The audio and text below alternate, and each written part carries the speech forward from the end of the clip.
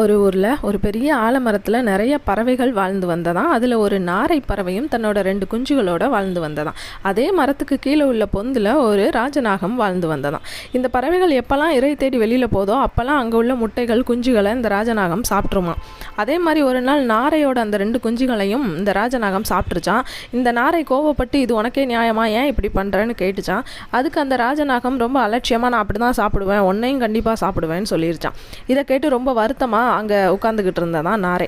அப்போ இதை பார்த்த நண்டு, இதுதான் நமக்கு சரியான சந்தர்ப்பம், ஏன்னா நாரை நம்ம இனத்தை சேர்ந்த நண்டுகளை எத்தனை இதை சாப்பிட்ருக்கோம், இந்த நாரையையும் இந்த பாம்பையும் இங்கேருந்து விரட்டணும்னா இப்போ இந்த வாய்ப்பை நம்ம பயன்படுத்தணும்னு சொல்லி உனக்கு ஒரு ஐடியா கொடுக்க, நீ கவலைப்படாத, உன்னோட வருத்தம் எனக்கு புரியுதுன்னு சொல்லி பக்கத்தில் ஒரு மரத்துக்கு கீழே ஒரு முள்ளம்பன்றி இருக்குது.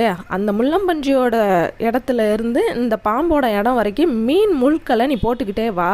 அப்போ அந்த முள்ளம்பன்றி இந்த மீனை சாப்பிட்டுக்கிட்டு இந்த பாதை வழியாக வந்து கண்டிப்பாக இந்த பாம்பையும் அதை அடித்து கொண்டுரும்னு சொல்லிச்சான். இதே மாதிரி கொக்கும் பண்ண ஆரம்பிக்க அதே நினச்ச மாதிரியே அந்த முள்ளம்பன்றிக்கும் பாம்புக்கும் பெரிய சண்டை வந்து கடைசியில் அந்த காட்டை விட்டு பாம்பை துரத்திருச்சான். ஆனால் அதோட மட்டும் இல்லாமல் அந்த முள்ளம்பன்றி மரத்துக்கு மேலேறி அங்கே இருந்த பறவைகளையும் இந்த நாரையுமே கூட தாக்குறதுக்கு முயற்சி பண்ணிச்சான். இதில் பயந்து போன அந்த பறவைகள் அந்த காட்டை விட்டு அந்த மரத்தை விட்டு வேற இடத்துக்கு போகிற மாதிரியான ஒரு சூழ்நிலை உருவாயிருச்சான்.